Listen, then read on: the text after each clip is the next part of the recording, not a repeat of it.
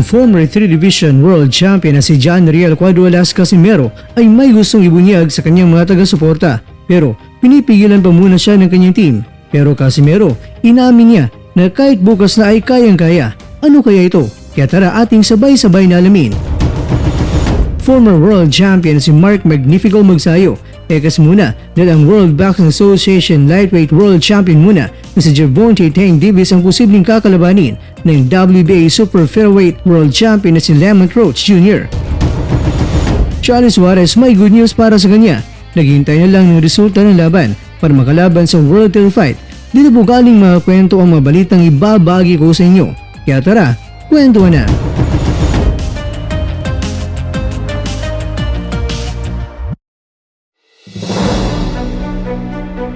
Marami ngayon ang nababahala at nagtatanong kung kamusta na ba ang timbang ng Angas ng Pinas dahil sa araw na ginawa ko ang video ito ay 12 days ago na lang kakwento ay muling pagbabalik na ng Angas ng Pinas sa ibabaw ng lona. Si Casimero na yata ang natatanging boksingero na mas ninalbugan pa ng mga bashers sa mga sulit na taga-suporta na muling pagsampa ng Angas ng Pinas sa ibabaw ng ring. Yan naman ay isa sa mga issue na binabato kay Casimero ay patungkol sa update ng kanyang timbang. Ating napag-alaman na ibinunyag ng Team Casimero ng Angas ng Pinas ay nasa 127 pounds sa mga nakarang linggo. Yan naman dahil sa maraming nagtatanong kung kamusta ang timbang ni Casimero, ito ang kanyang naging payag.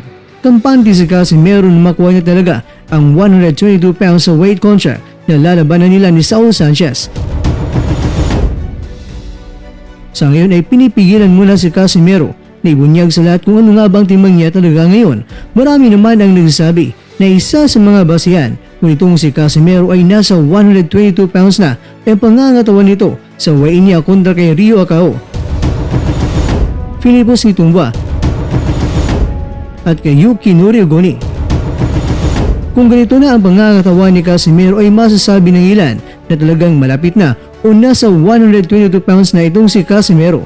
Pero ganoon pa man, sinabi nga ng promoter ni Casimero na si Mr. Masayuki ito, hiningi man ng kampo ni Sanchez na dapat 122 pounds lang si Casimero at hindi dapat lalagpas. Pero sinabi ng promoter ni Casimero na kahit na lalagpas ng kaunti sa 122 pounds ay wala yung problema dahil hindi naman world title fight ang lalabanan nila kaya hindi masyadong stricto pagdating sa timbangan. Pero napakalaga din talaga na makuha ni Casimero ang timbang na 122 pounds dahil panahon na niya ito para maganda na sa paparating pa niya na laban. At kung magkataon ay makakalaban sa world title fight sa super bantamweight, kaya naman para maging sanay na ang kanyang katawan sa pagbabawas ng timbang.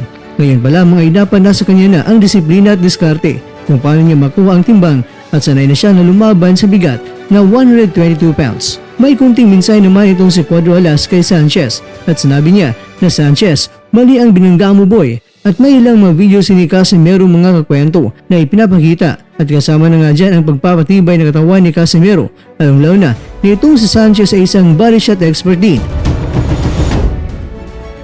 Yan ang pumasok si Ryan eh. Surprise lang sana yun eh. Kaya natin pa natin yan. Ayun. Ang muna natin i-reveal. Hindi daw muna i-reveal. Pero ito lang masasabi ko, hindi tayo kakabahan. So may ilang araw pa kami dito guys. Mga ilang days pa ba? 13 days? 14. Mga 13 days. 14. Oo, 13. Tibangay na. 13 na tibangan. May 13 days na guys. Kahit nga bukas kuha na yung timbang namin.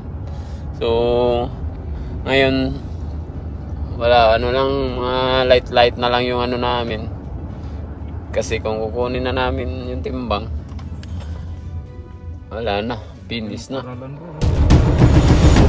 Samantala, ekas muna ng World Boxing Association Super Featherweight World Champion na si Roach at tinedmang muna sa ngayon ang pag-amo ni magsayo sa kanya. Kaya sa ngayon, pwedeng papalagaan ng WBA Lightweight World Champion na si Tank Davis at katunayan mga kwento. Ang rumored fight date ng dalawa ay ngayong December 14. Itong si Roach ay may kartara ngayon na 25 wins, 1 loss, 1 draw at 10 knockouts. Habang si Tank Davis naman ay may malinis sa kartada na meron siyang 30 wins, 28 knockouts at walang talo. Ibig sabihin, aakyat si Roach para sungkitin ang WBA belt ni Davis. Kaya matalo man siya ay nasa kanya pa rin ang WBA Super Featherweight belt na target naman ngayon ng ating kaubayan na si Mark Magnifico Magsayo.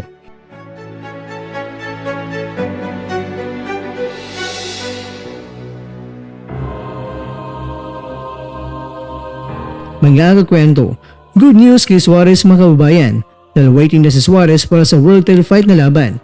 Magkakasugupa sina Emmanuel Navarrete na WBA Super Featherweight World Champion at si Oscar Valdez na Interim Champion. Kaya sino man ang manalo sa kanila, iyan ang makakasugupa ni Suarez sa susunod na laban niya. Kaya ang World Title fight ay abot kamay na.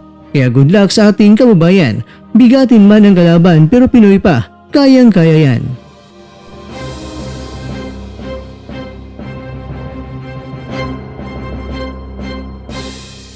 Bigla lang pumasok si Ryan eh. Surprise lang sana yun eh. Kano timbang natin yan? Ayaw eh. Ayaw. Huwag muna natin i-reveal. Hindi daw muna i-reveal. Pero ito lang masasabi ko, hindi tayo kakabahan. So may ilang araw pa kami dito guys. Mga ilang days pa ba? 13 days? 14. Mga 13 days. 14. Oo, 13. So, tibangay na. 13 na, tibangay. May 13 days na guys. Kahit nga bukas, kuha na yung timbang namin. So, ngayon, wala, mga light na lang yung namin. Kasi kung kukunin na namin yung timbang, wala na, finish na. Yan, naroon din ang pagkumpon niya, no? Mga ungo yan, sumbihin ba? Ito salida no? Trailer. Ada sa gala lang. So, ilang araw na lang, bakbaka na guys. Yan pala yan, no? Tagka tayo po. Pwede dito po. Nangangamoy na naman yung times 10.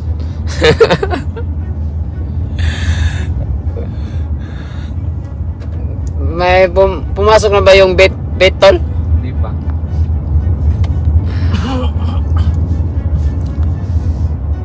Doon lang tayo sa casino. What's up, idol? Good luck sa nalalapit mong laban.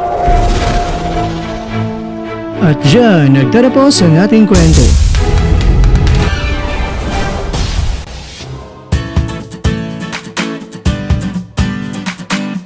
Maraming salamat mga kakwento sa inyong panonood. Pero baka naman mga kakwento ay nagustuhan niyo po ang kwento natin ngayon.